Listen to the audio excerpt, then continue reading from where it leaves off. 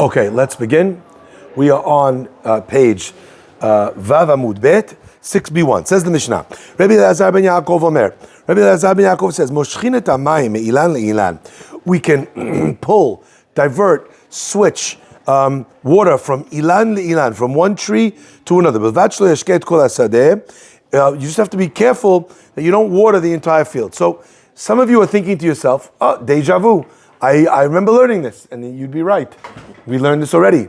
And the Gemara was quoting the Mishnah earlier on, and we talked about this idea that when you take water from one tree, let's say there's an abundance of water gathered in the irrigation ditch around one tree, more than enough.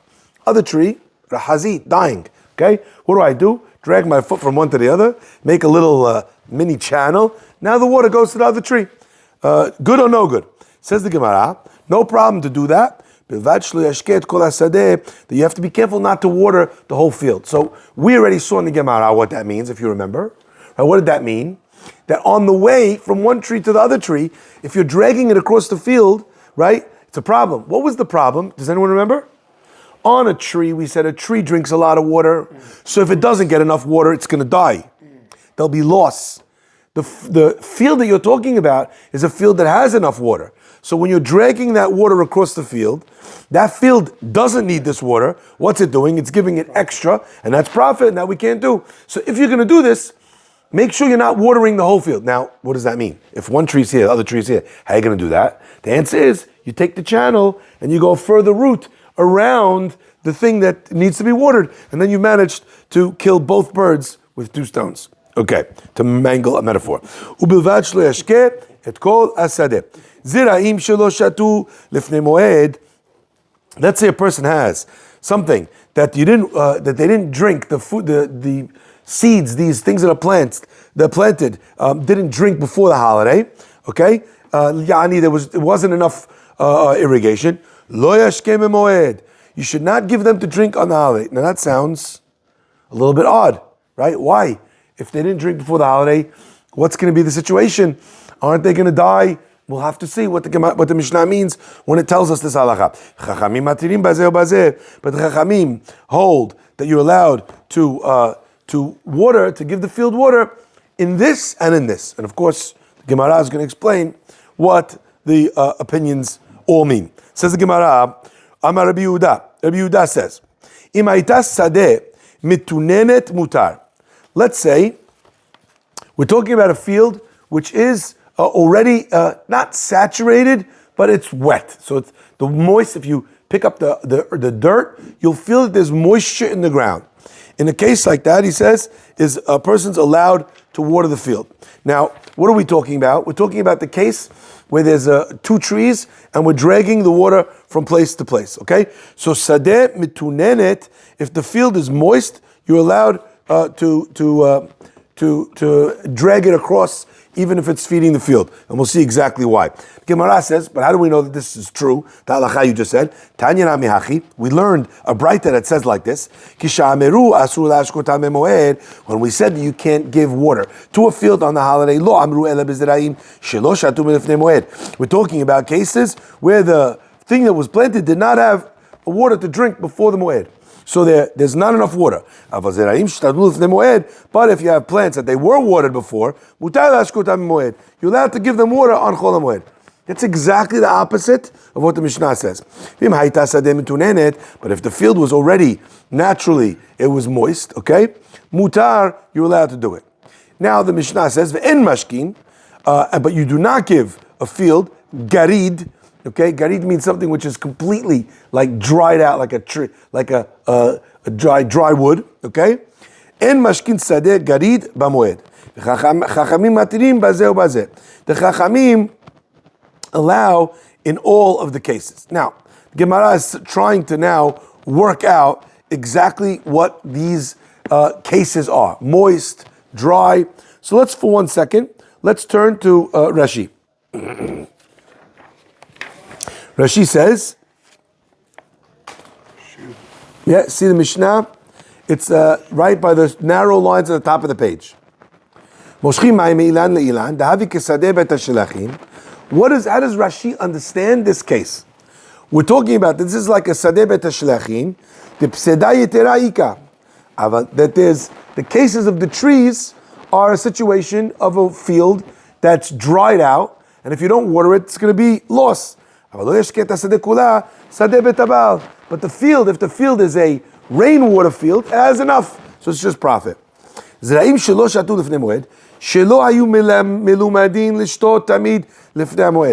say you had plants, shelo shatu, not that they didn't have, but that they were not on a regular watering schedule, okay, before the holiday. What does that tell you? If they didn't need to be watered regularly, it means that they're going to survive. So in a case like that, lo yashke moed, since you were not watering them regularly before the holiday, it's not going to be a loss.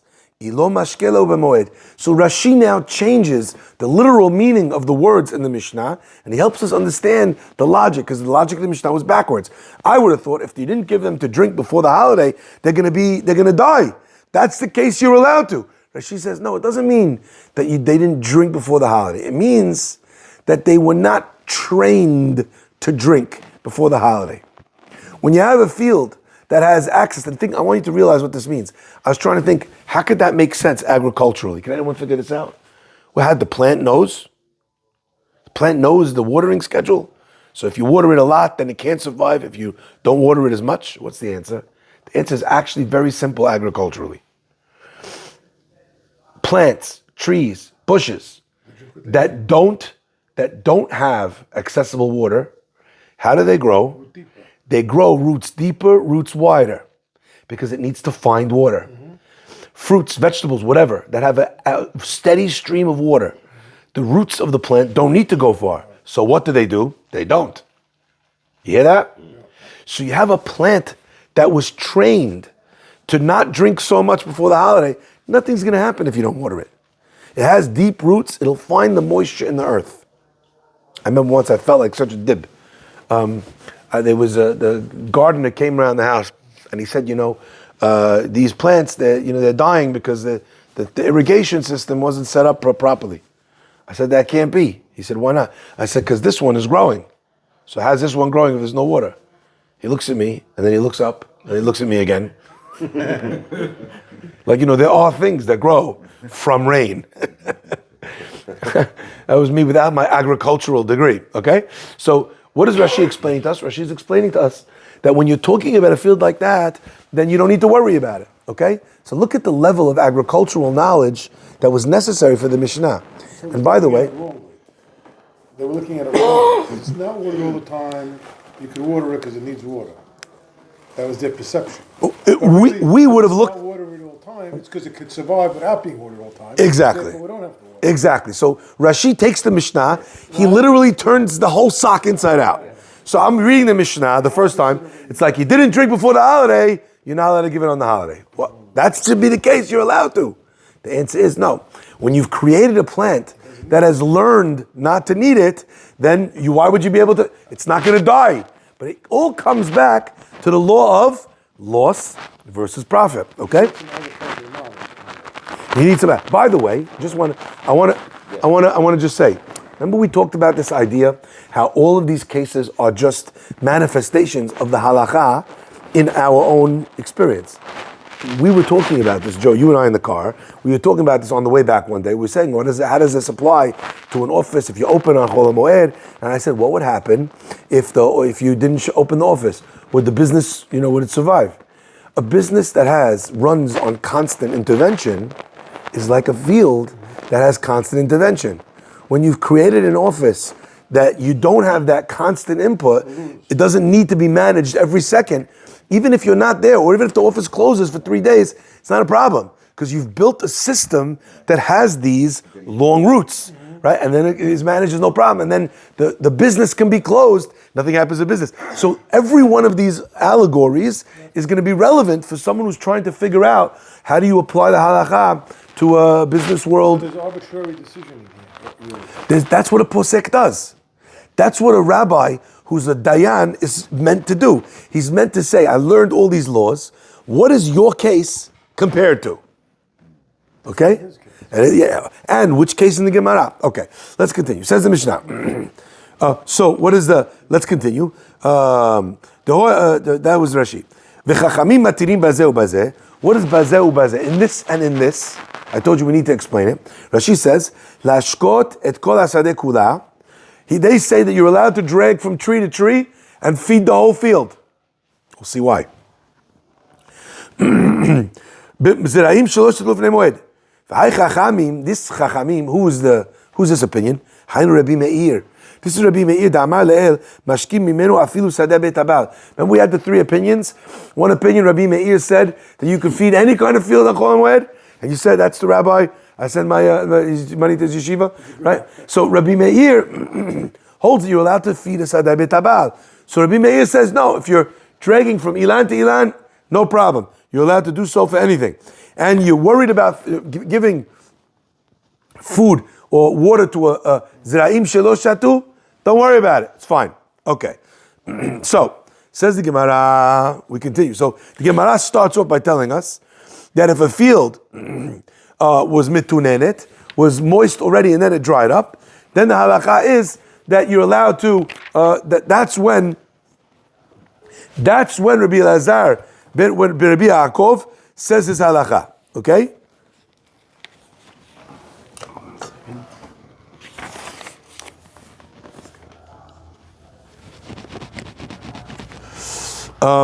That's the Tanya Nami Hachi. Amar Ravina says, Shma Mina, what do we learn from this? From the case, the Mishnah, the Braita that we just brought in. Shma Mina, Hay Tarbitza. Recording in progress. Are we back on? Yeah. You got disconnected. Okay, where are we back in? Yeah. Okay. Amar Ravina says, Shma Mina, we learn from here, Hay Tarbitza, if you have a garden, Shari letarbutze bechola. The moed. You're allowed to give it a little bit to drink on chol moed. Okay? Where did you get this halakha from? Well, we just learned in the Braita. Sadeh garid, if you have a very dry field, okay? What do we say about the sadeh garid? The dry field, right? Remember? En mashkin sadeh garid. You can't water a dried out field on the holiday. And what would be the logic of sadeh garid that you're not allowed to water? Exactly the same. Right, look at Rashi. See, halfway through the page. Sadeh garid. Yevesha me'olam. It's always dry. She'en tzarich la'ashkota. You go to a place which has a dry field, all the plants in that field have learned how to survive on less water. So you can't water that field. So the Gemara says, Ravina learned from the Braita says, Sadeh garid, you can't water. You're not allowed to water it. My tama. How come that you're allowed to? The Chachamim explains mutar. The Chachamim mutarim b'zeh b'zeh. The afla mashlela charfa, right? That when you water it, what happens to these fruits and vegetables that are not used to getting so much water? It causes them to skyrocket. Okay, but that doesn't help them. It doesn't help them for loss. It helps for profit. The Gemara says, and if that's the case, still the Chachamim, even though that's what happens in the Sadeh Garid, so the original Braita said you can't water. Chachamim said mutar zeh v'zeh, this one and this one. Says Ravina, if that's the case, according to the Chachamim, so then Hachanami, also if you have a garden patch, okay, and it's dried out, mutar tarbutza, you're allowed to sprinkle the garden crop as well. Why? According to the Chachamim. Because it's the same as the Sadeh Garid. The Gemara continues and says, Tanu Rabbanan, we learn the Braita, Mabitzin Sadeh Levan Mishavi'it. You're allowed to sprinkle. When you say tarbutza, it means a small amount, not a big amount. Mabitzin Sadeh Levan. You're able to give a Sadeh Levan, which is a wheat field, Bashavi'it, on Shemitah, avalo b'moed, not on Chol HaMoed. What's the reason? On Chol HaMoed, the issue is tircha yitera or profit. On Shemitah, what's the problem? The problem is only whether or not it's work in the field, not whether it's profit or loss. Okay, so therefore, says the Gemara, avalo b'moed. Let's let's look at Rashi for 1 second. I want to point out one Rashi. So the Baraita is overruling the Rabbanan? No, the Braita brings an opinion and then it brings Rabbanan. Says Ravina, from the Rabbanan's case of a dry field, I could learn out to your garden patch in your backyard. Ravina is doing what we keep saying the poskim do. He's taking the case from a farmer to a regular guy who's got a garden patch in his backyard. Now the Gemara brought Sadeh Lavan. Let's take a look for 1 second at Rashi. Rashi says,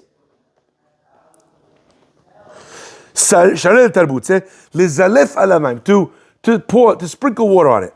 Afagav de lekapseda, even though there's no loss, letarbutze laashkot lashon en mechabdim ve'en marbitzim, hainu hashka'a purta. That's a small amount of water. Kidesh yetzu yerakot, in order that the vegetables should sprout. Ukidem mefarish b'idach braita, like we learned in the braita lekame mashkin, hainu hashka'a gemura shebet hashlachim. Afla, what does it do? It makes the crop early. That's not loss. In the case of a dried out field, the Chachamim allowed you. So too, they should allow you to do it over here. So Sadeh Lavan, when you have a field of wheat, Rashi gives us the all important 2 words. Bet Habal. What's the case of Sadeh Lavan? A wheat field, not a case. That's an irrigated wheat field. We're talking about a wheat field which relies on the rain. So you don't need it, says the Gemara. According to those Chachamim, marbitzin Sadeh Lavan b'shvi'it, aval lo b'moed, but you can't do it on the moed.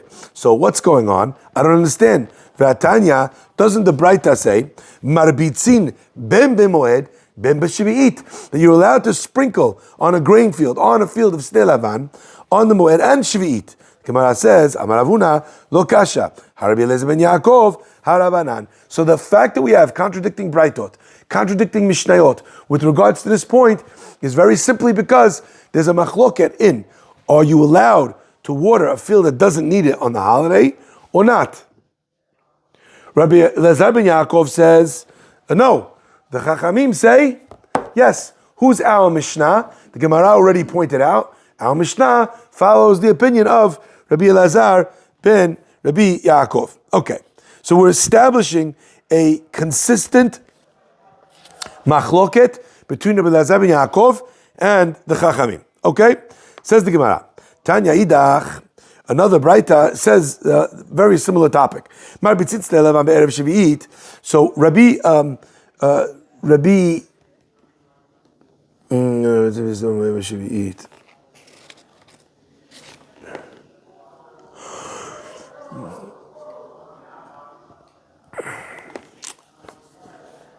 So what's Mechila? I just want to point out one thing. One Braita says you're allowed to do both. The other Braita says you're allowed to do one.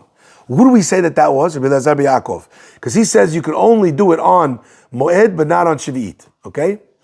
But, Shvi'it, but not Moed. He holds that on Moed, not only are you not allowed to water the field, right? On the Moed, yeah. Right? You're not even allowed to sprinkle on the field. So I just want to be clear that what we just learned in the Gemara is not only Rabbi Eliezer ben Yaakov's halacha with regards to Bet Habal, which we learned in the first Mishnah, that a rain field you can't water on the holiday. Here we're learning one step further, you're not even allowed to do the sprinkling. Okay?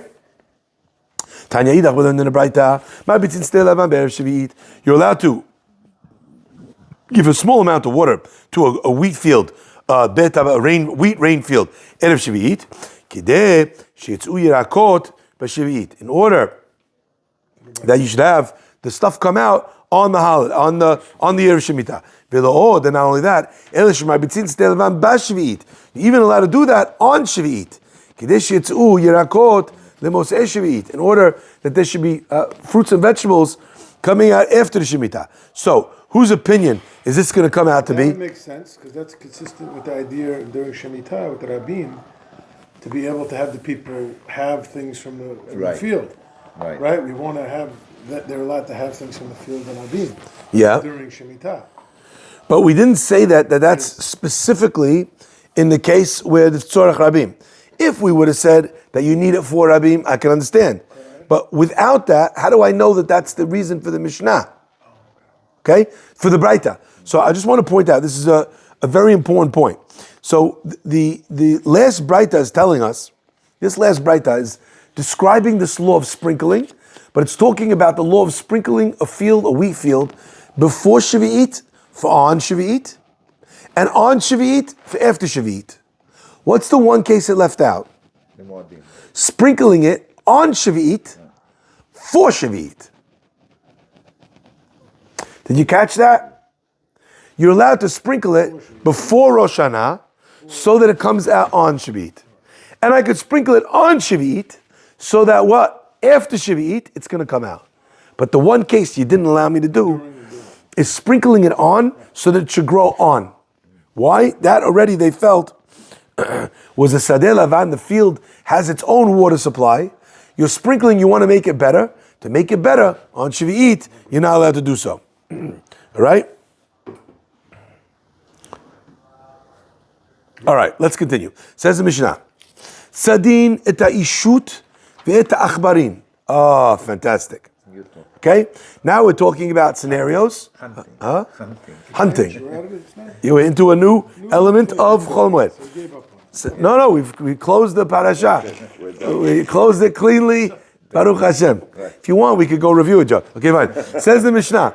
The Mishnah says, okay, that we talked about work that a person's allowed to do, melacha, that's therefore hefsed for loss. Says the Gemara, says Mishnah, tzadin et ha'ishut ve'et ha'achbarim. A person is allowed to hunt ishut and achbarim. Okay? The Gemara is going to ask, what is this ishut? It does not mean your wife. You're allowed to hunt ishut and mice. Misdei ilan and misdei lavan. From both kinds of an orchard and from a wheat field. Kid darko in a normal way. In a normal way. In the way that you normally would. Ba moed u ba shavuot. On Chol HaMoed and on Shavuot. Ostensibly because they're going to damage, they're going to cause loss. Chamim omrim, misdei ha'ilan kidarko. In an orchard, you're allowed to do it in the way that you normally do it. Umisdei lavan, when it comes to a grain field, you're even allowed to do it in a way which is not your ordinary way of hunting them. Okay? Umikarin et pirtza moed. You're also allowed to close up a pirtza. Let's say a fence was broken through by an animal, by a person, whatever, to enter into the field. You're allowed to close up the fence, close up the breach on Chol HaMoed. Uba Shavuot, and on the Shavuot, you're not just allowed to close it up, you're even allowed to build a whole new wall to protect the field. Not to keep people out, but to protect the field. Says the Gemara, okay, what are we talking about? What is this ishut? What does this mean that you're hunting something kidarko? What do these terms mean? Says the Gemara as follows. My ishut, what's ishut? Amar Rav Yehuda, beria she'en la einayin. A creature that does not have eyes. The first thing that I thought is, what are we talking about? The creature don't have eyes? Yeah. Oh, the mole. Mole, yeah. In fact, in London, they even have something called a vole. I had one in my sukkah. Took me so long to capture it. Thing don't even have eyes. It's in the ground? I had it in my sukkah. Okay?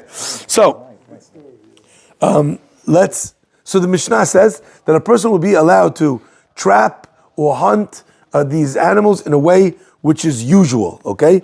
Kidarko. Says Rashi, why would there be a difference between darko and not darko? If you're allowing me to trap it, who cares if it's regular way, not regular way? Why are we worried about that? Let's look at Rashi. Rashi says, right? Ubisadeh lavan shelo kedarko. You guys see it? It's about 10 lines above the wide lines in Rashi. Rashi says, it's right over here if you're looking, okay? Rashi says, Ubisadeh lavan shelo kedarko.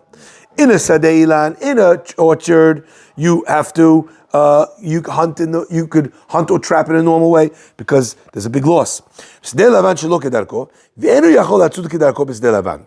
In a grain field, you're not allowed to hunt it in your normal way.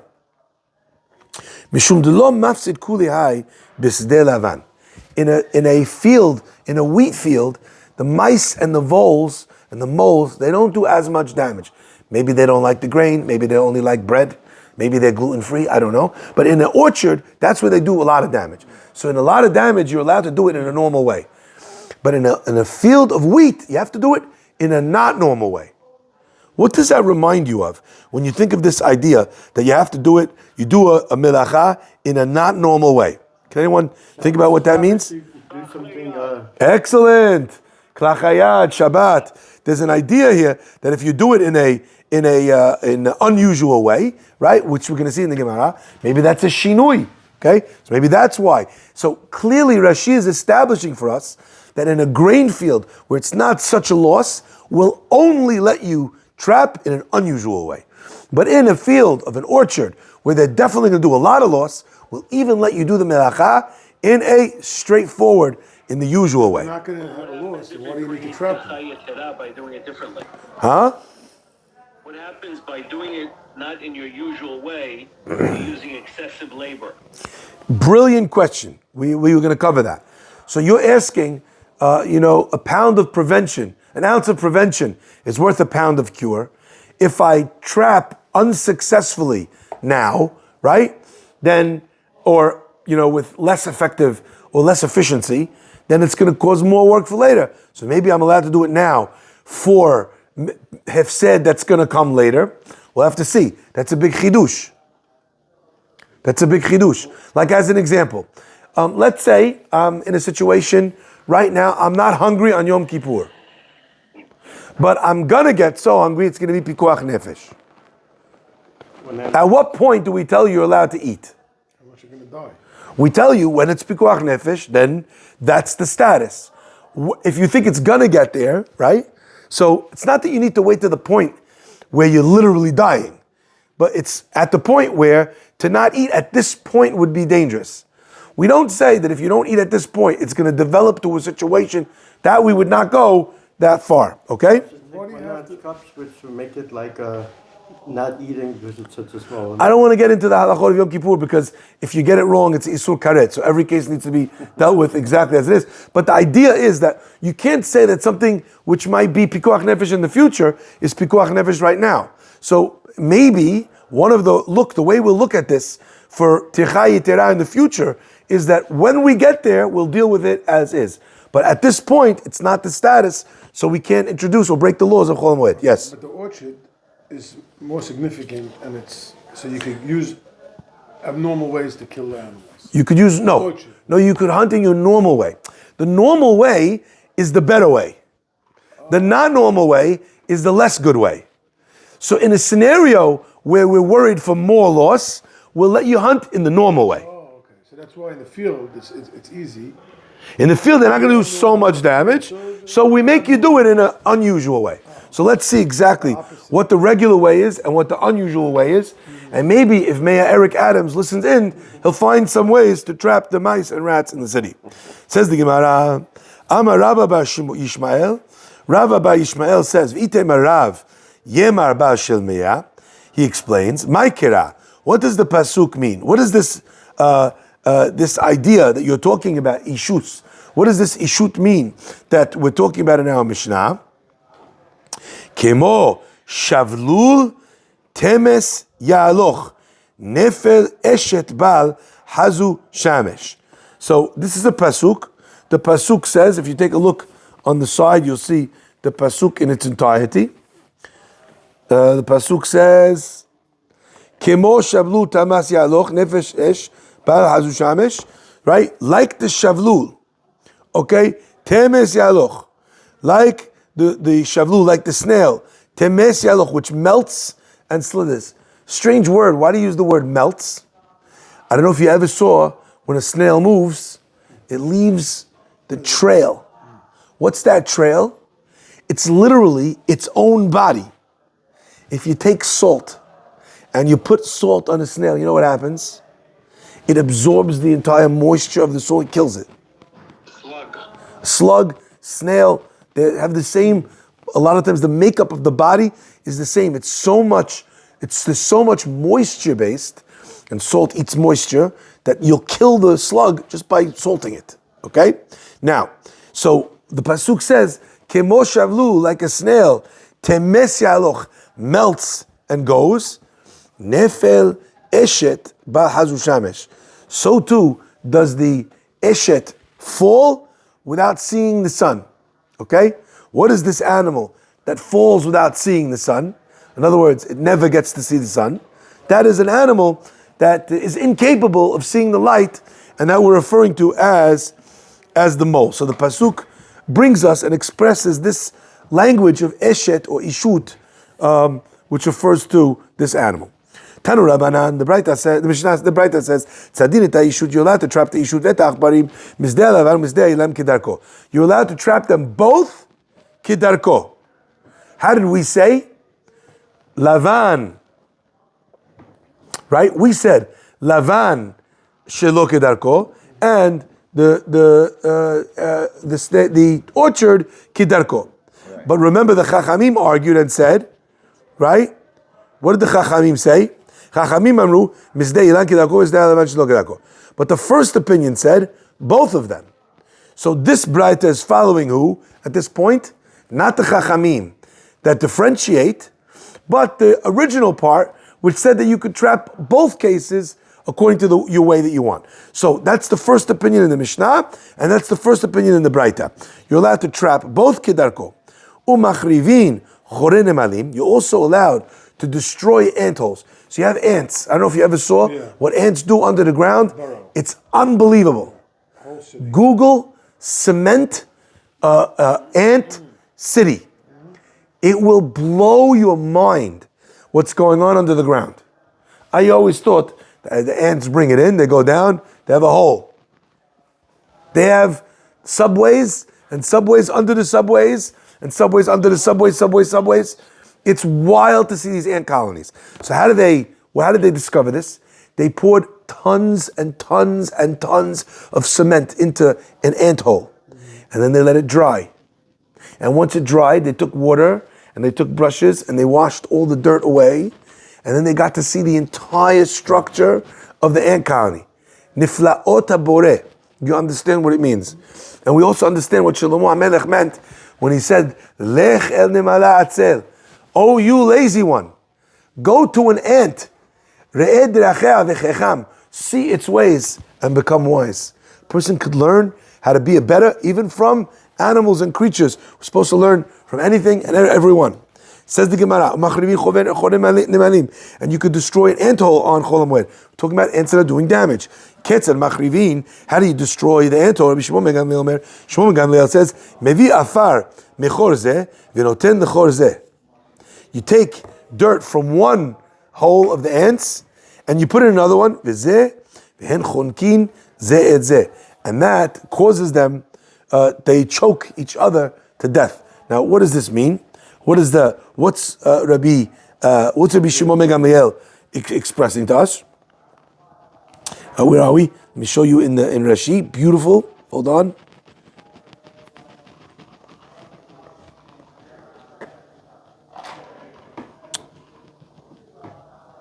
V'chonkin zu et zu. You see?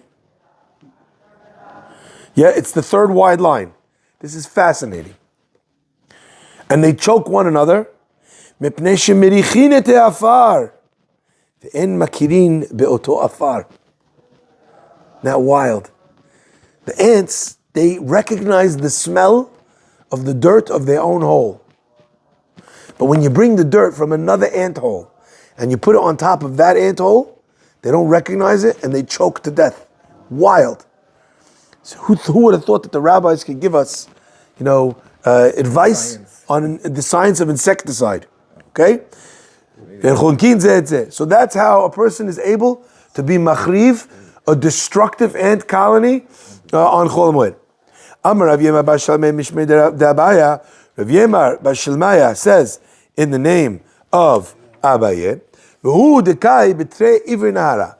When does this work? Only when the ant holes are on two different sides of the river. If it's just two different ant holes on the same side of the river, don't work. V'hu deleka gishara. And even if it's on other sides of the river, it only works if there's no bridge.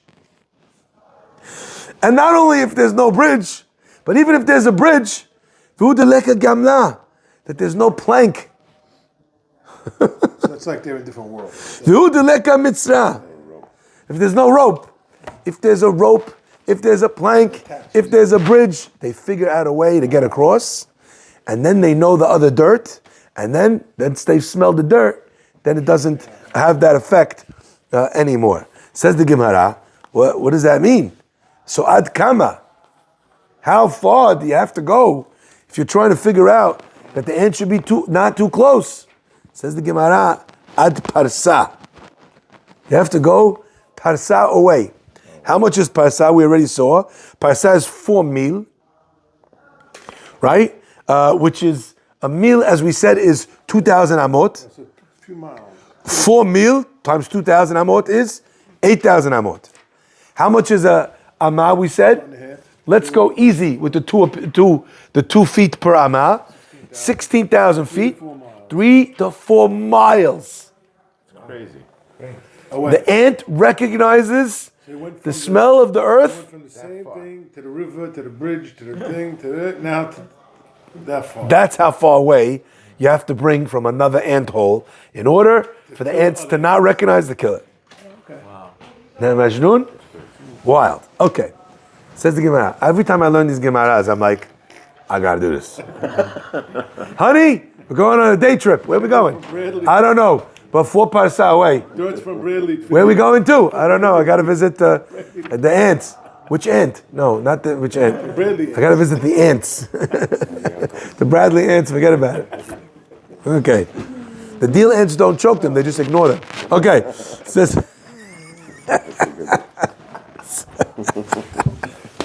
says the Mishnah. Yehuda Omer. Yehuda says, Mizdeh Ilan Kidarko, Mizdeh Lavan Shelo Kidarko. Now, remember, we said already that the first opinion holds that you're allowed to do both Kidarko, Sde Lavan, and Sde Ilan. The first opinion. Second opinion says, no, orchard Darko, Lavan, Shelo Kedarko. Rabbi Yehuda Omer, Mizdeh Ilan Kedarko, Mizdeh Lavan, Shelo Kedarko. Rabbi Yehuda says the opinion of the Chachamim. So Rabbi Yehuda is the second opinion of our Mishnah. Says the Gemara, okay, what is all this? Listen, I'm a rabbi. I'm in real estate. I haven't really trapped anything recently. Help me out here. Tanu Rabbanan. Ketzad, what does it mean, Kedarko? What does it mean to trap normally, usual? Chofer guma v'toleh b'metzuda. What does a person do? You dig a hole, okay? And you put a trap in the hole, okay? Now, I just want to say, look at the words over there. It does not say that you put a trap in it. What does it say? It says toleh ba. Literally, toleh ba means, usually it means that you hang a trap in it. So, what is the what is the Mishnah coming to explain to us with this chofer guma? What do we mean? Are we just building a regular hole? Is that the point? No, the answer is that, at least according to Rashi, right? Rashi says,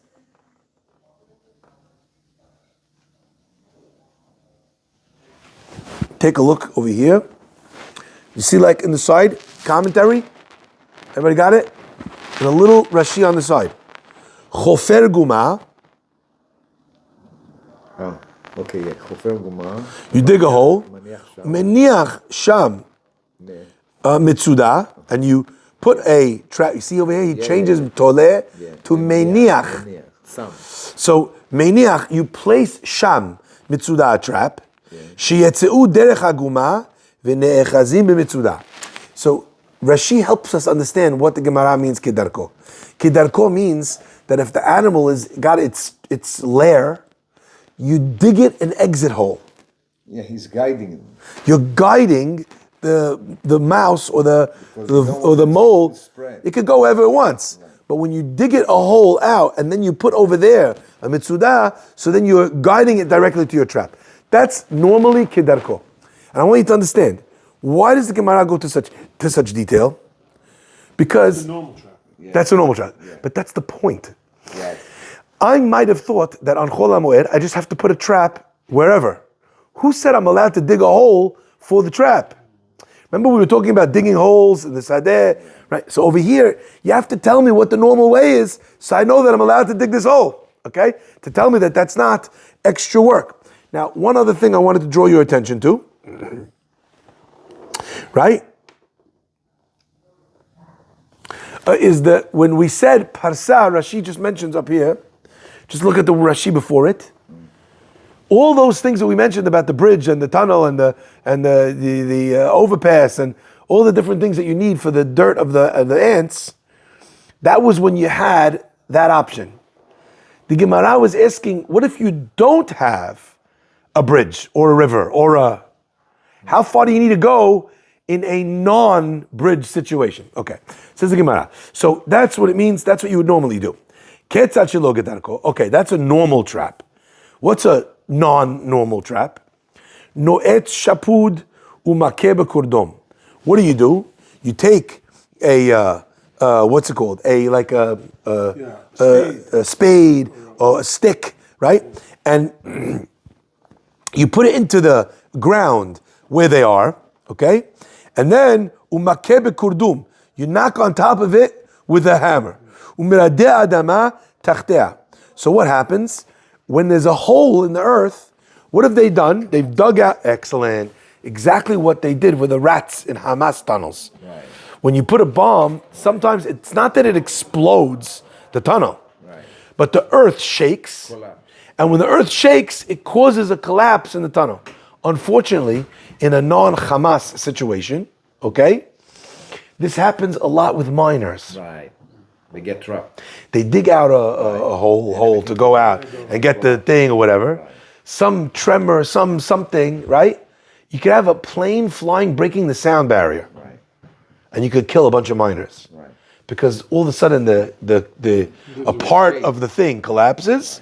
So says the Torah, says the Gemara, that's a non-usual way. Why is it non-usual? Because it's a less effective way of trapping the animal. So whenever we told you about usual and non-usual, that's what it means. Okay, says the Gemara. Tanya, we learned. Rishmon ben Elazar says, when we said in a wheat field, you have to do it in an unusual way. That's talking about a wheat field which is next to the city. What